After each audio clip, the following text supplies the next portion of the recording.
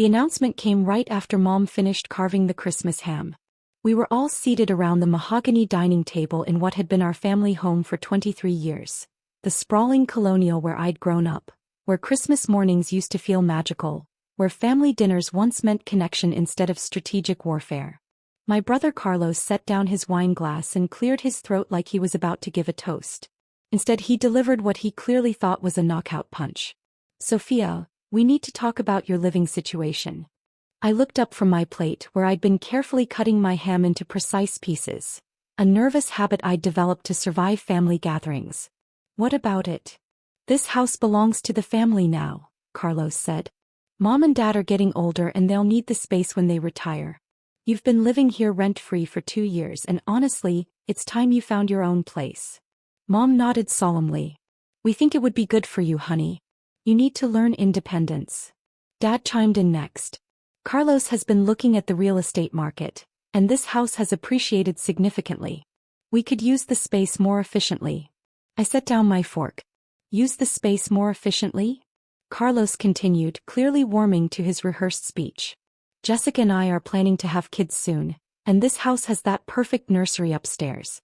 Plus, with Dad's knee problems, they really should be living on one level. It just makes sense for everyone. Everyone except me, apparently. So, you want me to move out so you can move in?" Mom gave me that careful tone she used when trying to sound reasonable. "It's not about wanting, sweetheart. It's about what's practical. You're 31, Sophia. Most people your age have their own homes." Dad added the finishing blow. "And Carlos is 34 with an actual career and a wife. He's in a better position to help us maintain this place." The subtext was clear.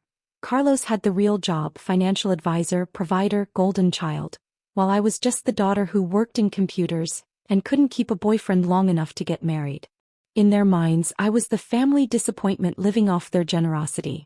What they didn't know was that I'd been paying all the property taxes on this house for the past 3 years. What they didn't know was that when Dad had his heart attack 2 years ago and the medical bills started piling up, I'd quietly covered them. What they didn't know was that their generous decision to let me live here rent-free was actually me letting them live in my house. "So when do I need to be out?" I asked calmly. Carlos smiled, relieved that I wasn't putting up a fight. "We were thinking New Year's would be reasonable. That gives you a week to find something." A week. During the holidays. In a brutal rental market. The timeline was designed to make me panic, to make me beg for mercy, to make me grateful for whatever scraps of understanding they might throw my way. Instead, I pulled out my phone. The silence around the table was immediate and tense. In our family, phone calls during dinner were practically a crime. But apparently I was past worrying about their rules. "Who are you calling?" Mom asked. I held up one finger while the line connected. "Martinez Security Services. This is David." "David, this is Sophia Martinez. I need a team at the Oakwood Drive property immediately." "Yes, Miss Martinez. What's the situation?" "Trespassing. I need the Martinez family escorted from the premises within the hour." Pause. "The Martinez family, ma'am?" "That's correct. Carlos Martinez, Richard Martinez, and Elena Martinez. They're currently in the main house and need to be removed." "Understood. We'll have a team there in 20 minutes." I hung up, set my phone beside my plate, and resumed cutting my ham. The silence stretched for nearly a minute. Carlos stared at me like I'd grown a second head. Mom looked offended and confused. Dad blinked rapidly, his usual tell when reality refused to cooperate with his worldview. "Sophia," Mom finally said, "what was that about?" "I called security," I replied evenly, "to have you removed from my property." Carlos laughed, though it sounded hollow. "Your property? Sophia, this house has been in the family for over 20 years. Just because you've been living here doesn't make it yours." "Actually," I said, reaching into my purse, "it does." I pulled out a folder, not because I'd planned for this exact ambush, but because I'd been carrying the documents around for weeks, waiting for the right moment to tell them the truth. I opened the folder and slid the top page forward, the property deed with my name on it. "This house was sold to me 3 years ago when you defaulted on the mortgage." Dad's face went pale. "That's impossible. We never defaulted on anything." "Dad," I said softly, "you stopped making payments in March 2021 when the medical bills started coming in. By December you were 6 months behind and facing foreclosure. Mom's voice wavered. But we caught up. You got back on track because I bought the house from the bank and let you continue living here. I've been making the payments ever since. I flipped to the next page. The purchase agreement between the bank and Martinez Holdings, LLC. $847,000, I said quietly. That's what I paid to keep this house in the family. Literally. Carlos snatched the papers, skimming them with frantic disbelief. This has to be fake. You don't have $847,000. You work in IT support or something. I work in cybersecurity consulting, I corrected. My company has contracts with 17 Fortune 500 firms and 12 government agencies. Last year's revenue was $42 million. The number hung in the air like smoke from a snuffed candle. $42 million, Dad whispered. Gross revenue, not profit, I added. But yes. Carlos's voice faltered. If you had that kind of money, why would you live here? Why drive that old Honda? Why would I dress like I shop at Target and eat from food trucks? I finished for him. I've been asking myself the same thing. Why did I let you think I was struggling when I could have bought and sold your entire social circle? I took a breath. Because I wanted to see who you really were. Whether you valued me as a person or only as someone you thought you could control. The truth was more complicated than that, but it was all I was willing to share over Christmas dinner. My business had started almost by accident. I'd been a cybersecurity analyst at a mid-sized firm when I found a vulnerability in a client's system that could have cost them millions. Instead of just filing a report, I created a protocol that fixed the issue and prevented future ones. The client was impressed, then referred me to their parent company, and within 18 months, I had more work than I could handle. I built a team, a company, and eventually an empire. Cybersecurity isn't glamorous work, but it's essential. And companies pay premium rates for people who can solve problems instead of just identifying them. My firm specialized in finding vulnerabilities before hackers did. And in this field, success requires invisibility. The more effective you are, the more you become a target. So I kept a low profile. I drove an old car, lived modestly, and let everyone, including my family, believe I was just scraping by. The irony? While I was building a multi-million-dollar business, my family was drowning in medical debt and financial denial. I could have helped them openly, but every time I tried, they brushed me off or changed the subject. So I helped in secret. I bought the house to prevent foreclosure, but let them think they'd negotiated with the bank. I paid Dad's medical bills through a charity program that was just me writing checks. I even had Mom's car service through a warranty plan that didn't exist. I told myself I was being kind. Looking back, I think I was being cowardly. It was easier to help from the shadows than to confront what had really changed. That the family who'd once raised me now lived under my roof by my grace and still thought they could evict me. But sitting at that Christmas dinner table, listening to my family plan to kick me out of my own house so Carlos could move in with his wife and their hypothetical future children, I realized the conversation was long overdue. Mom spoke first, her tone cautious. Sophia, if you own this house, why didn't you tell us? When would I have told you? I asked. When you asked about my job and I said cybersecurity consulting and you said that sounds nice, dear, before changing the subject. When Carlos made jokes about me being the family computer geek. When you assumed I was living here because I couldn't afford my own place. We didn't assume, Dad began. Dad, I cut in, you literally just told me that most people my age have their own homes. You said Carlos was in a better position to maintain this place. You've spent 3 years thinking I was a financial burden, instead of realizing I was the one keeping you financially afloat. Carlos was still staring at the property deed like he could make it disappear by sheer willpower. Even if this is real, he said, you can't just kick us out. We live here. We have rights. Actually, you don't, I replied. You've been living here as my guests for 3 years. I never charged rent, never signed a lease, never established any kind of tenancy. Legally, you're visitors who've overstayed their welcome. The doorbell rang. That would be security, I said, standing. David's always very prompt. At the front door stood 3 men in black uniforms, the Martinez Security Services patch stitched neatly on their shoulders. David, a former police officer, ran my company's private security division. His team handled sensitive client matters and family crises apparently with discretion. Good evening, Ms. Martinez, David said. You have a trespassing situation? 3 individuals in the dining room. Correct, I said. They've been asked to leave and refused. Understood. Do you want them removed immediately or given time to collect their belongings? I considered it. Part of me wanted to watch them scramble, to see them feel the same panic they tried to inflict on me with their 1-week eviction plan. But that would make me as petty as they were. Give them until tomorrow evening, I said finally.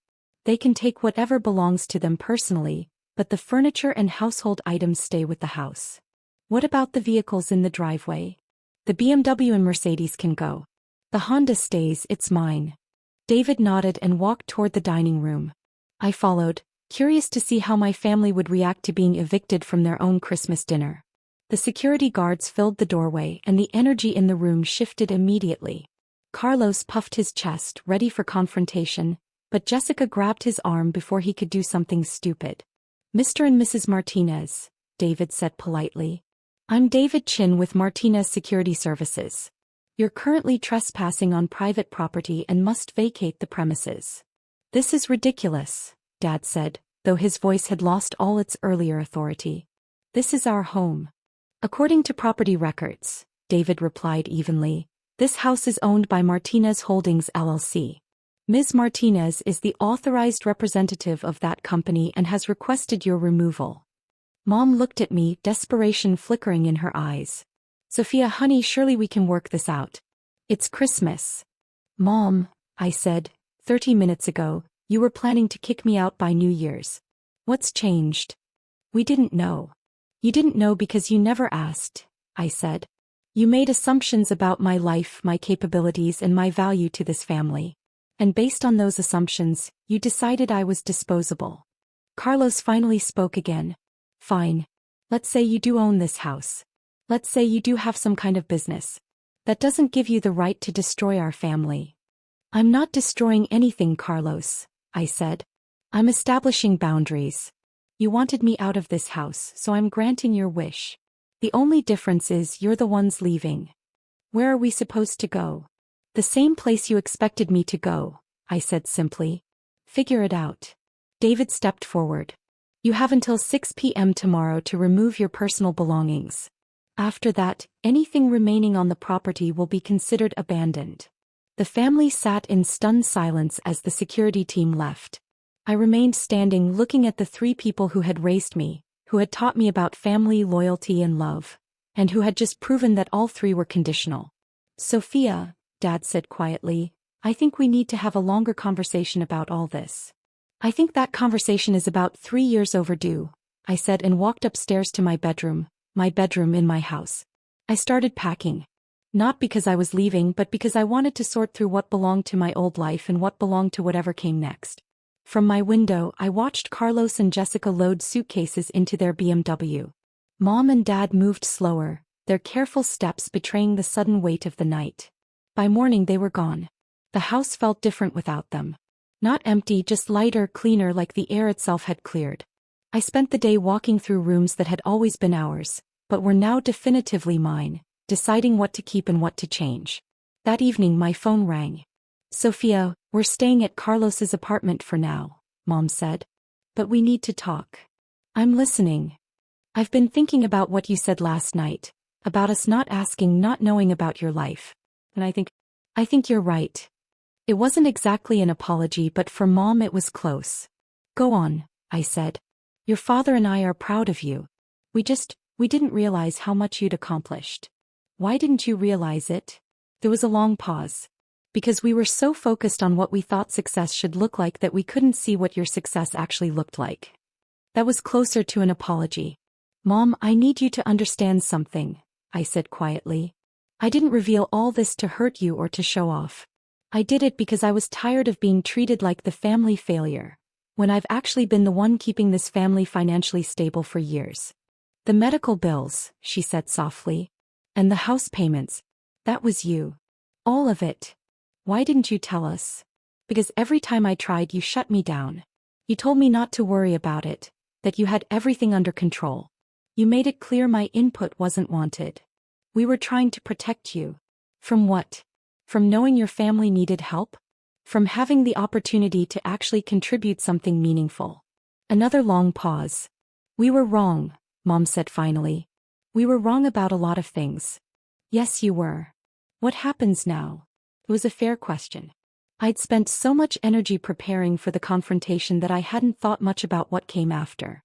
"Now," I said, "we figure out what kind of relationship we actually want to have. One based on who we really are instead of who we think we're supposed to be. And the house. The house is mine. It's been mine for 3 years. If you want to live here again, we can discuss terms, real terms with real conversations about expectations and boundaries. We'd like that. Then we'll talk. But not today. Today, I'm going to enjoy having my house to myself for the first time in 3 years." Over the next few weeks, we did talk, long, difficult conversations about assumptions, money, and what it means to be family. Carlos struggled the most. His identity as the successful son had been built on being financially superior to his little sister. Learning that I'd been quietly subsidizing the family's lifestyle while he lectured me about fiscal responsibility was a blow his ego didn't take easily. But we worked through it, with help from a family therapist who specialized in wealth-related conflicts. Because as it turned out, my cybersecurity business wasn't the only family secret. Having money changed everything about how people related to one another.